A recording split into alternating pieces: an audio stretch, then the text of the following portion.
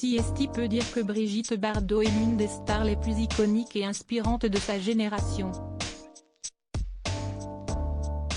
D'autant plus qu'elle a eu de multiples cordes à son arc, le cinéma évidemment, mais aussi la musique, le mannequinat et bien entendu la cause animale qu'elle défend officiellement depuis la création de sa fondation éponyme en 1986.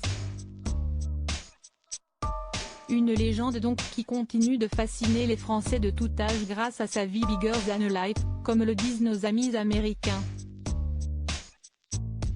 Jeudi 22 décembre, la chaîne de télévision BFM TV a eu l'excellente idée de diffuser un documentaire consacré au parcours à travers les époques de Brigitte Bardot, qui n'est pas au top actuellement. Avec un retour sur sa fabuleuse carrière ponctuée de classiques du 7e art français, qu'on ne saurait tous vous citer, mais aussi quelques focus bien sentis sur sa vie privée. À commencer par l'histoire de la maternité de son fils unique, Nicolas. Elle a eu un traumatisme crânien. Tout commence en 1959. L'actrice, que l'on surnomme Bébé, rencontre le comédien Jacques Charrier sur le tournage du film Babette s'en va en guerre. La réalisation à peine achevée, les deux tourtereaux se marient. Mais rapidement, l'actrice tombe enceinte et confie à son mari son souhait de ne pas vouloir garder cet enfant. Mais Jacques Charrier refuse, autre époque, autre mœurs. Charrier ne voulait pas qu'elle se fasse avorter.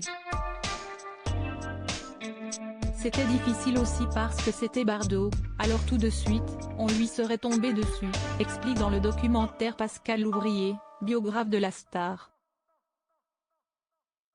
Jacques Charrier devient alors violent et Brigitte Bardot demande le divorce. Cédant au passage la garde du petit garçon. Il est très jaloux. Cela se traduit par des coups.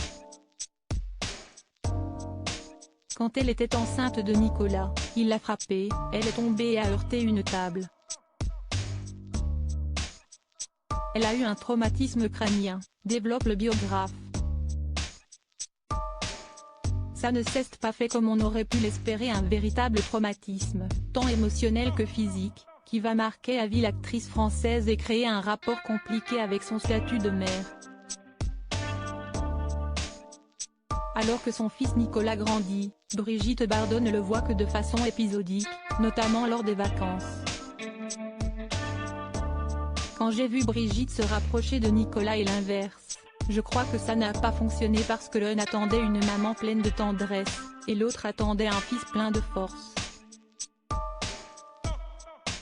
Et tous les deux étaient tellement en attente que ça ne s'est pas fait comme on aurait pu l'espérer, argumente Alain Bougrain-Dubourg, ancien compagnon de Brigitte Bardot.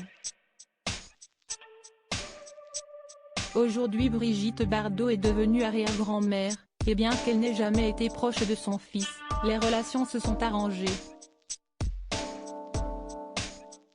Son fils, elle le voit tous les ans avec toute sa famille.